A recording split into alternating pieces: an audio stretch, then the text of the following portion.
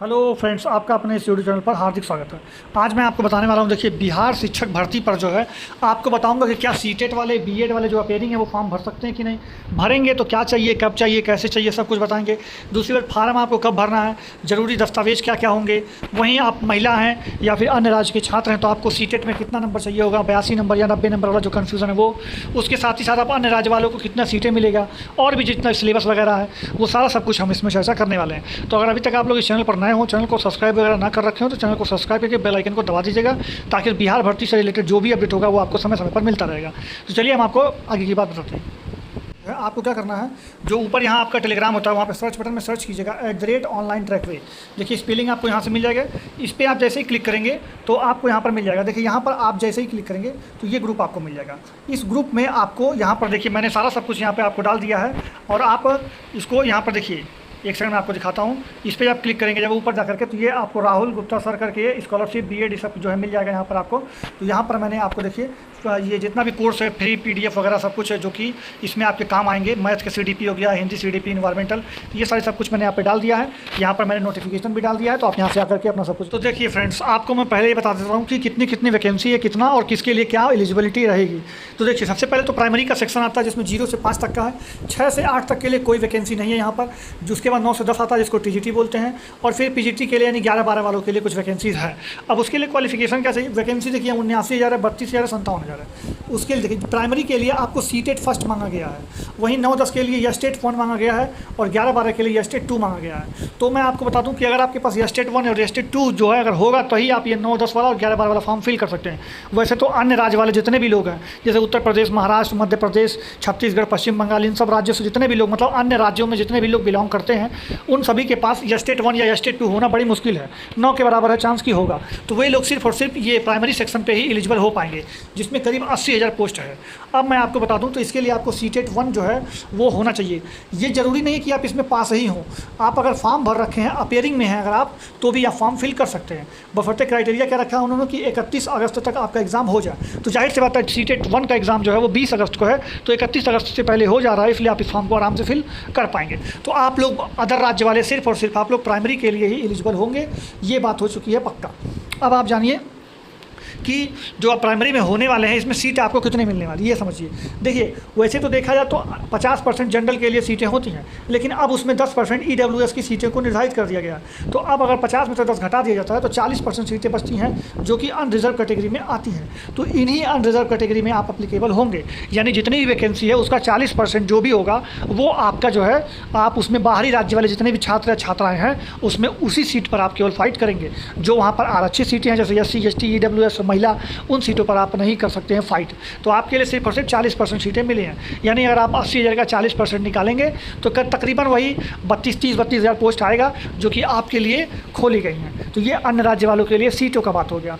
अब मैं आपको ये बताता हूँ कि कितने नंबर आपको चाहिए। तो देखिए मैं आपको नंबर बताता हूँ। देखिए अगर आपने सीटेट फर्स्ट मतलब आपने एग्ज़ाम दिया है और अगर आपका नंबर है, मान लीजिए आप अपेयरिंग में है तो अभी तो आपको रिजल्ट नहीं मिला है कि 90 नंबर मिला कि 100 नंबर मिला, लेकिन आपको चाहिए कितना ये भी आप जान लीजिए।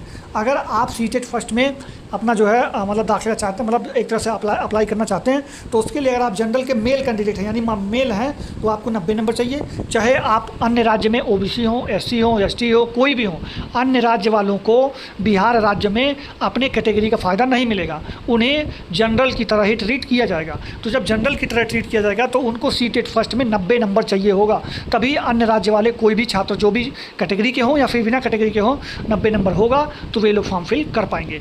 और अगर आप अपेयरिंग से फिल कर रहे हैं तब आपको पास होने के समय 90 नंबर दिखाना होगा। ऐसा नहीं कि अपेयरिंग से फिल कर लिए और उसमें फेल होगा, इसमें पास होगा, तो कोई मतलब नहीं रह जाएगा। उसमें पास होकर के भी आप फेल हो जाएंगे। इसलिए सीटेट फर्स्ट में आपको 90 नंबर चाहिए होगा अन्य राज्य वालों को। बाकी जो बिहार राज्य के छात्र हैं उनका जो कैटेगरी वाइज जो भी होता है वो उनके पर लागू होता रहेगा, लेकिन अन्य राज्य वालों के लिए 90 नंबर ही चाहिए होगा। 82 नंबर पर आपका सिलेक्शन नहीं होने वाला है। ठीक है, बाकी अब और बात कर लेते हैं आगे।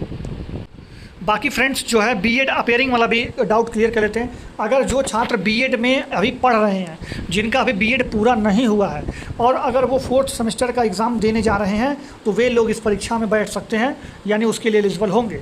लेकिन अगर अभी 2nd सेमेस्टर में हैं या 3rd सेमेस्टर में हैं या 1st सेमेस्टर में हैं तो वे लोग फॉर्म नहीं भर सकते। यानी अगर आप 4th सेमेस्टर का फॉर्म मतलब पेपर देने वाले हैं जुलाई या अगस्त के महीने में, तो आप लोग मतलब इसके लिए एलिजिबल होंगे।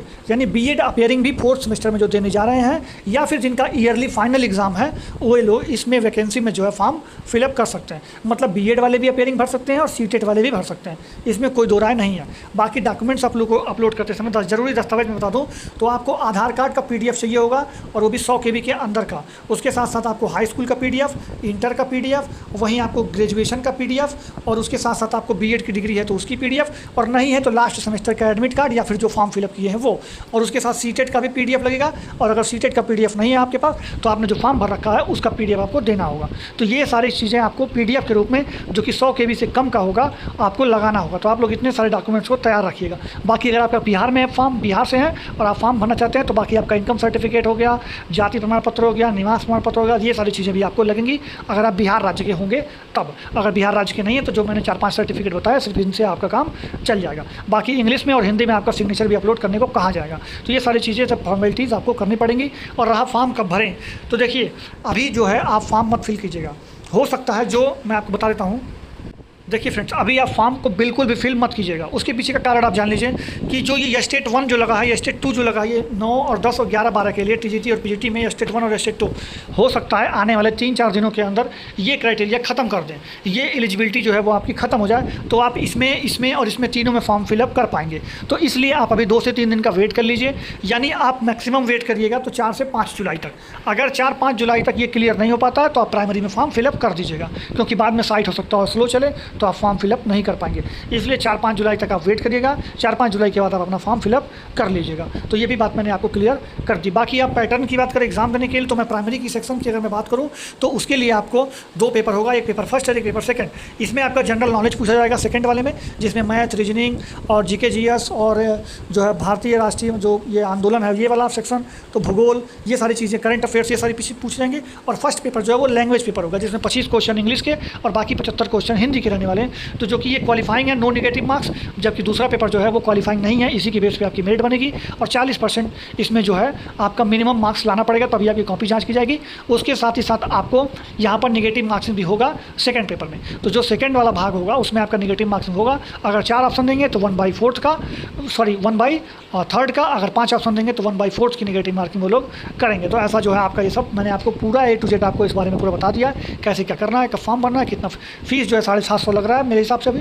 तो ये सारी चीज़ें हैं, आप जो है फॉर्म अपने हिसाब से 4-5 जुलाई तक वेट करने के बाद भर लीजिएगा। बाकी कोई जानकारी चाहिए होगा तो नीचे कमेंट करके पूछ लीजिएगा, और टेलीग्राम पर जुड़ करके भी आप हमसे पूछ सकते हैं। जब बाकी आप लोग फॉर्म भर लीजिएगा। जय हिंद, जय भारत, धन्यवाद।